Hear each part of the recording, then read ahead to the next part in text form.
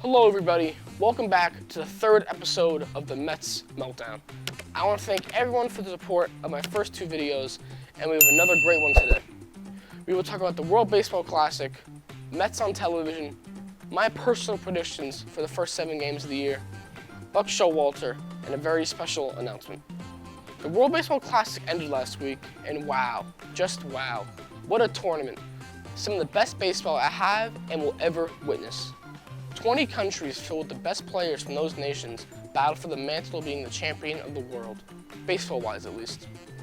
There were so many special moments from this year's WBC, like when all 5 teams from Pool A went 2-2 in the group stage and they were forced to use ERA to determine who would move on. Also, a 21-year-old from Nicaragua who pitched for only about a year and a half struck out 3 All-Stars in a row, and shortly after the game was offered a minor league contract by a Detroit Tigers scout. Finally, one of the craziest moments in baseball I have ever witnessed was when teammates and the best 2 players in the world faced off in the championship of the World Baseball Classic. I'm obviously talking about Shohei Ohtani and Mike Trout, who had an insane face-off in probably the most important games in their careers so far. So as you know, I'm a giant Mets fan, but I'm also a huge fan of television and film. And obviously, this is a TV show about the Mets, so let's flip the script a little bit and let's see some times when Mets were on TV. I think the most famous one that has ever happened was the time that Keith Hernandez, former Mets first baseman and Mets Hall of Famer, was on Seinfeld. He appeared in 2 episodes and played the boyfriend from Elaine, who was a major character within the show. Some Mets players even appear in summer blockbusters, like when Bernard Gilkey was caused to miss a routine fly ball to an alien spaceship in Men in Black. Other than players, the Mets brand has appeared in media as well, like when Billy Crystal wore a Mets hat for the majority of City Slickers. Also, to end this on a funny note, in Sharknado 2, Citi Field was actually destroyed in the ending of the movie.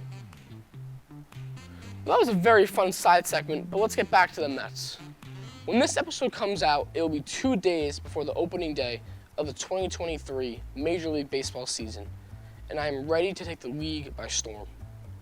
Right now, I will predict the first 7 games of the year and how we will fare in them. Game 1, opening day, Mets at Marlins. Max Scherzer against Sandy Alcantara. I think we will pull this one out, but it will be close, and I'm going to say 5-4 Mets. The next day, we get to see our big free agency acquisition, Justin Verlander, and I think we'll have a great performance, and we will win 6-1. We continue this 4-game series in Miami, and I see us winning the game 4-2 in about 10 innings. To end this series, I do see us losing 1 to this pesky Marlins team, and I think we start the year 3-1. The next team we play is the Brewers in a 3-game series, and I'll put it short and sweet. The Brewers are not a good team, and we will easily win 2 out of 3 and start the year 5-2 before we take on the Marlins again at home, starting on April 6th. I love Buck. You love Buck. We all love Buck Showalter. And you know why? Because Buck is great, and I don't think there's a more lovable manager than Buck Showalter. The way he ominously gazes when a Mets player is hit by a pitch, or maybe the hugs he gives to every player after a win. He also has an extremely illustrious career. From 1992 to 1995, he managed the Yankees and won Manager of the Year in 1994.